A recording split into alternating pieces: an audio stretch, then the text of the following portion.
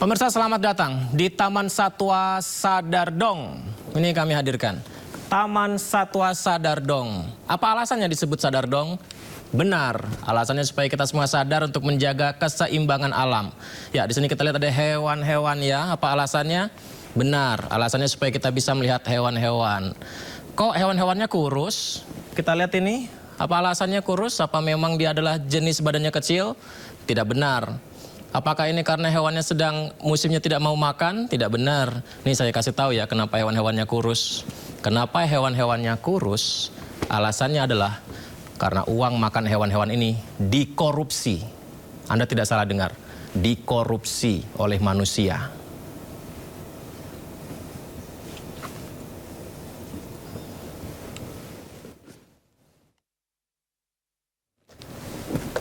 Ya, pemirsa, Direktur Utama Kebun Binatang Surabaya Hairul Anwar ditetapkan sebagai tersangka kasus dugaan korupsi. Jadi hewan-hewan ini tidak sehat, fasilitas Kebun Binatang Surabaya juga terganggu akibat penyelewengan dana operasional hingga menimbulkan kerugian negara sebesar 10,2 miliar rupiah, menyebabkan kondisi satwa terganggu kesehatannya. Selaku Direktur Utama Perusahaan Daerah Taman Satwa Kebun Binatang Surabaya mengakibatkan bahwa fasilitas tidak terawat dengan baik, kotor, rusak, kemudian hewan-hewan juga berdampak pada kurang. Kita ke informasi lain. Pengemudi Alphard cekcok dengan Satpam usai ditegur lantaran menerobos lampu penyeberangan di kawasan Bundaran HI Jakarta. Alih-alih minta maaf, Satpam justru dibawa ke kantor polisi. Dalam sebuah rekaman kamera pengawas, sejumlah pejalan kaki, ceritanya pemirsa hendak menyeberang di kawasan Bundaran HI kan. Nah, dari arah seberang seorang Satpam ini ingin membantu sejumlah pejalan kaki nyeberang. Nah, seperti ini. Di momen yang sama, semua kendaraan berhenti kecuali mobil Alphard hitam yang menerobos lampu penyeberangan. Satpam pun mendekat dan menegur sejumlah orang yang berada di dalam mobil berplat nomor D1828XHQ. Tapi pengendara memilih cekcok dan membawa satpamnya ke kantor polisi.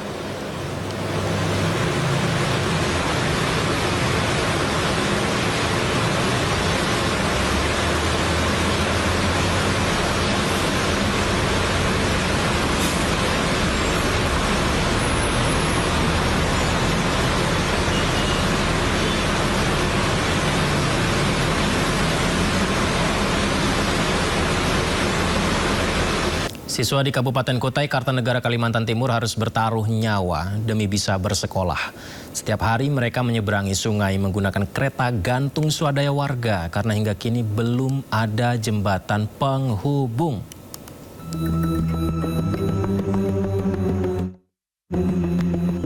Menggunakan kereta gantung terbuat dari kayu seadanya, anak-anak ini menyeberangi sungai di Desa Santan Ulu, Kutai, Kartanegara demi bisa bersekolah. Kereta gantung ditarik sepanjang 45 meter menggunakan tali di atas aliran sungai.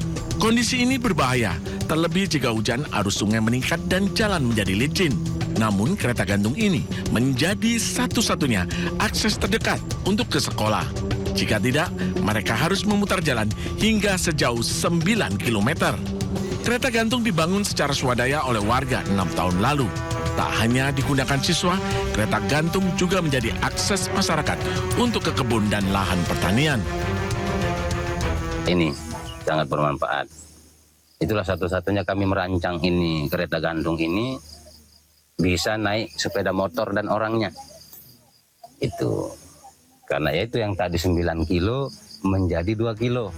Pihak sekolah pun memberikan kebijakan khusus jika cuaca buruk. Misalnya hari hujan, lebat terus becek di sana, kami itu berikan kebijaksanaan, dia belajar secara online. Warga berharap pemerintah membangun jembatan agar anak-anak dapat berangkat ke sekolah lebih aman tanpa harus bertaruh nyawa setiap hari. Dari Samarinda, Kalimantan Timur, Ardi Wirya, iNews melaporkan. 3 tahun pembangunan ruang kelas diabaikan, puluhan siswa sekolah dasar di Desa Bantar Karet, Kabupaten Bogor, Jawa Barat terpaksa belajar di lapangan beratapkan terpal saja. Sementara di Bangkalan, Jawa Timur, ratusan siswa sekolah dasar juga belajar di tenda karena sengketa lahan.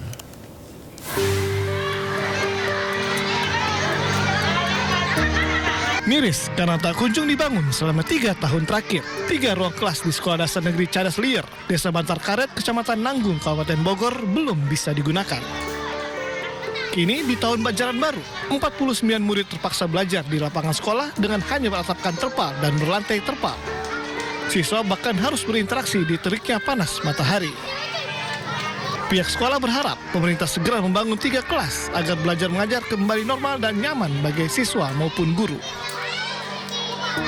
Gak enak, kurang enak karena takut banget ininya kalau kena angin kencang gitu. Takut roboh, takut ininya pegel-pegel. Emang udah sekolah ini dibangunin? Pengen banget, soalnya kalau dibangunin pasti enak seperti sekolahan yang lain, seperti kelas-kelas yang lain. Inisiatif kepala sekolah ya, karena kita kekurangan ruang kelas, jadi kan guru itu bergantian, shift pagi dan siang. Nah, guru yang satu minta tolong pas waktu gitu kan, karena ini. Yang satu lagi ini masih banyak pelajaran, jadi berebut di situ gitu, jadi agak ada sedikit pertentangan. Sementara di Bangkalan, Jawa Timur, kondisi miris juga dialami ratusan siswa Sekolah Dasar Negeri Relprak 2, Kecamatan Geger, yang diusir dari sekolah mereka. Mereka pun terpaksa belajar di tenda-tenda dengan atap terpal, hingga di musola milik warga setempat. Dengan alas tikar seadanya, mereka harus belajar tanpa meja dan kursi. Bahkan sesekali mereka harus rela terkena hembusan abu tanah yang tertiup angin. Hal ini terjadi karena ahli waris tanah yang menjadi lokasi bangunan sekolah memenangkan gugatan sengketa lahan. Pihak sekolah dengan jumlah siswa 226 orang ini pun mengaku tak bisa berbuat banyak, selain tetap mengupayakan agar proses belajar mengajar tetap terlaksana. Karena sekolah kita disegel sama pemilik tanahnya. Terus harapannya adik-adik? Pengen sekolah di sana. Pengen sekolah lagi di sana. Kalau bisa sih bikin yang baru. Pihak Pemkab itu berdalih katanya lahan kami itu sudah masuk aset mereka sejak tahun 2002. Lalu dia mempertanyakan kenapa kok bisa jadi sertifikat pada tahun 2021. Ini sudah dijawab oleh putusan PT UN Surabaya bahwa kami menyatakan dengan tegas pencatatan tanah tersebut sebagai aset Pemkab daerah itu melanggar hukum. Kenapa kok dikatakan melanggar hukum? Karena pada tahun 2002 kami atau orang tua kami sebagai ahli waris tidak pernah dimintai persetujuan pengalihan hak tanah. Menurut pemilik lahan, tidak ada itikat baik dari Pemkab Bangkalan untuk menyelesaikan masalah sengketa lahan ini, sehingga ia terpaksa melarang segala aktivitas di atas lahan miliknya. Dari Bangkalan, Jawa Timur dan Bogor, Jawa Barat, Taufik Syahrawi dan Wildan Hidayat, Ainus melaporkan.